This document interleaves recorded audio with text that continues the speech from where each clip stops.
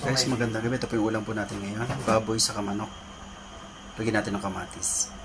Guys, yung saw po natin. Magbisa natin. Bisa natin sa kamatis. Guys, bisa na tayo. Guys, bisa muna natin yung baboy sa kamanok. Guys, lagyan natin yung kamatis.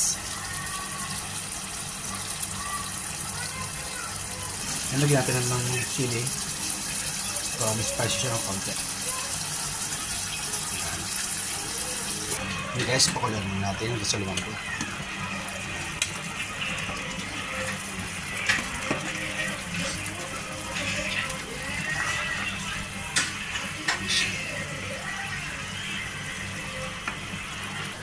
Yan guys, lagyan natin ng repolyo. Yung gulay natin. Yan guys.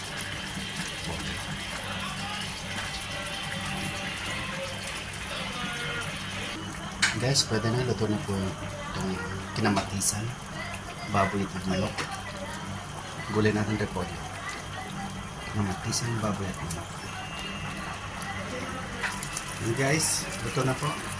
Tara kain.